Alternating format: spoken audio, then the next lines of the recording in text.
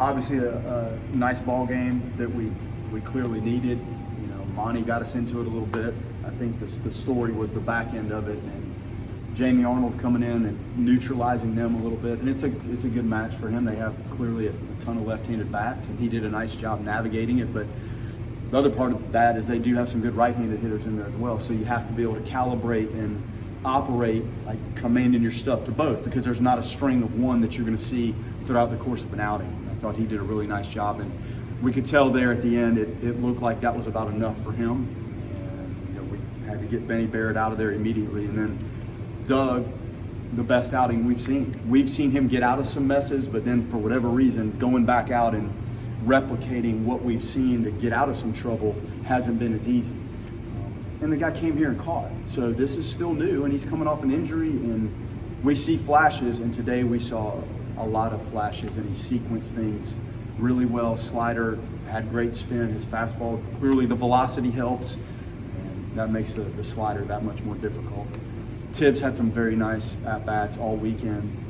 I think the base running in the first inning gets lost in the later part of the game, where the base hit, avoiding the tag at second, and then Holbrook rolls the ball in the middle, the shortstop fields it, and Tibbs scores from second base. And when you put 4 on the board and they put 3, one of them is going to be the difference, and it's inconsequential as to which one it is, but they all really matter. And I thought his base running there was key. And DeAmez had some good at-bats today, and I think he had the one that put us up 4-3, I believe, after they tied it. So, you know, that was a well-played game. Still, you know, the one throw got away at some point, and Nander just didn't go in and get the one out of his glove after making the incredible diving play. But, you know, a much-needed win, and you guys, everybody knows that. And it's just good to see some of those guys give you really clean, good performances out of the bullpen. After so many one-run losses, like, what do you think it could do for the guys to just come up on the right side? Well, it sure helps. Like, the confidence is a piece of this. But we've talked about it right in here. The execution, regardless of what's going on, is the key. And the difference today was the late game execution and the pitch sequencing. And somebody's got to go out there and grab hold of the game and finish the game. And we saw it today. So that's part of it, but you have to give yourself that chance too. So it may not get all the way to that individual. There's got to be some guys that can go in and manage things in the 5th, 6th, 7th inning to, you know, eventually get to a point where you're closing out a one-run game. And, you know, our defense, it is not the most helpful at times. There's plays that aren't recorded as errors that we need to make. And part of that is, I think, adaptation is moving around a little bit, and guys that may not be quite cut out for some of the stuff, and they're learning and trying and grinding and competing, and that's all you can ask. But yeah, to win one of those, it does go a long way. Doug's stuff is really premium, and you just mentioned you guys have needed someone to close a game out. What made the difference in this outing for Doug as opposed to some of the others where it's not finished? Just command. I don't think he's gone out there without the velocity and stuff. But you still have to command it, and he really kept the slider in the bottom of the zone. That slider's good, but when he leaves it up a little bit, I think it flattens out, and those have been some of the balls that have been hit hard. And then, you know, the traffic, if you're not commanding it and you have a wild pitch, like first and second to third is a whole different situation, and, you know, he's had that a little bit. So it's as plain and simple as the command. You know, the mechanics of it, I don't think changes. The mentality and keeping it simple and staying with your poise and your stuff and staying in your legs and pitching like he trains to pitch. That's the difference. Now to walk out there in this situation and do it, like that's a huge step. And now we have to repeat it, whether it's the 9th inning or the 5th or the 7th or whenever it is. That's what it should look like. We talked yesterday about lefties getting to the glove side against lefties. It seemed like Jamie did that pretty well today. Just how pleased were you to see him pitch the way he did today? Loved it. And you guys can probably see more of it than from my vantage point. But, you know, we have such an emphasis on where the catcher sets up and why and how, and we should be able to execute those. And I think against that group, especially at this field, like when you have a shorter right field to deal with, like if you can throw that good fastball away like you did, it helps a lot. And our plays big to center and left center, and today the wind was knocking it down, it felt like a little bit. So if you're ever going to do it, man, today was a really good day to do it. And he got a lot of lefties, so he settled in and did a nice job. I think he threw some decent sliders too, but yeah, it was more the fastball.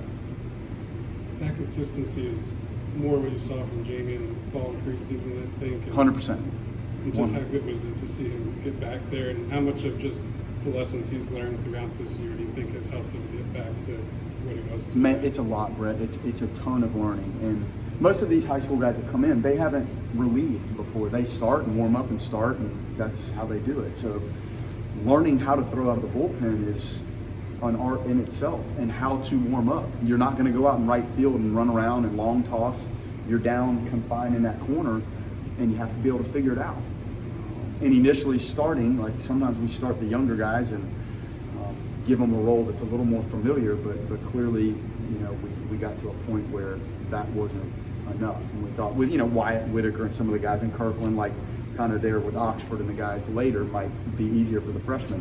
But he's had some really good outings out of the pen. Now, it hasn't been like that every time, but he's starting to show the ability to kind of manage it. And the fatigue of warming up in the pen and not waiting a week till you get up and go hard again is something that any of the young guys have to learn.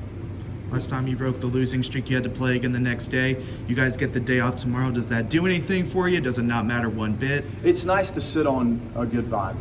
It really is. Like sometimes when you have to sit on it and it hasn't been going great, you just fester a little bit. And so it is nice to kind of regroup a little bit. And you got an 8 o'clock game and a 3 and an 11. These things, especially when you're the home team, like we're here at 7:30, 8 o'clock to start this day, and that's unusual. I don't know is this the third or fourth one of these we've had?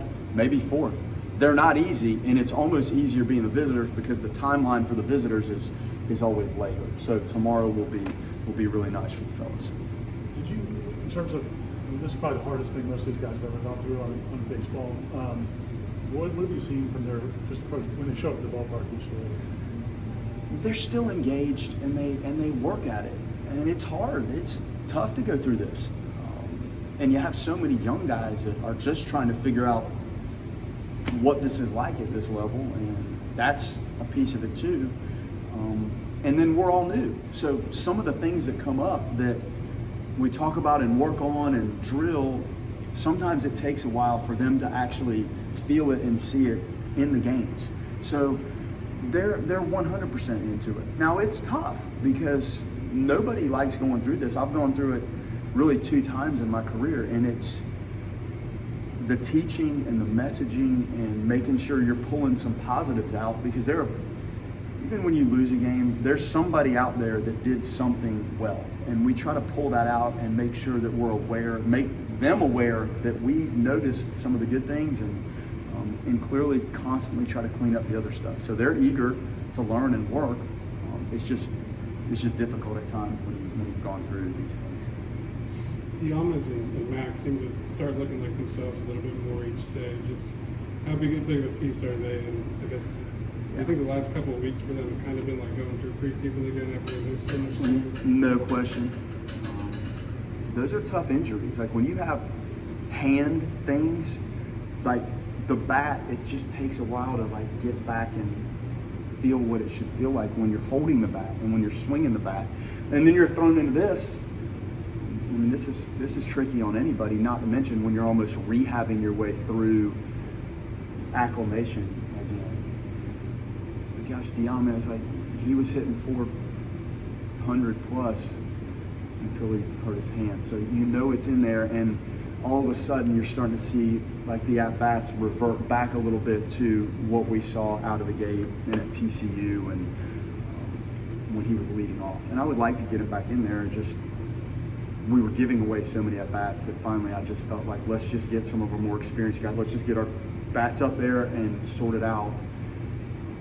And then Holbrook, the guy hit 330 in the Big 12 conference. Like he's done it. But when you battle the hamate and then you battle the hamstring, like, is he 100%? He's going to tell you he's 100%. Now, when did that happen, or is he? I don't know. But you're starting to see him like settle in there a little bit more. He was very demonstrative with all of his mechanisms to get himself ready to hit. And I think he's starting to kind of settle back down a little bit. And I still don't think we've quite seen like his true capabilities, but it's coming. With Tibbs at the leadoff spot, it almost feels like having that power profile. You see it in MLB a lot, guys at the top of the order. What have you liked from him at the one hole? Leading off every game with a hit. You know, and that has not been my style. But you know, you'd like to have some runners, table setters up there to give the middle of the lineup chances, and knowing that guys at the top can run, maybe it requires them to pitch the middle a little bit differently. But we, quite frankly, don't have that right now. So again, at some point, let's just go with it. And, you know, the power's there, and he's probably only going to lead off like the first inning. So then after that, like, how does it play out? And it was nice yesterday to see it. All right, you're back to the top of the order, and here comes Tibbs with a chance to win it. So, I mean, there's some really good parts of it, but his at-bats being quality has been the biggest piece. If they're not good, then, you know, there's not much to it. But he goes up there and does his thing. Let's do one more. Thank you.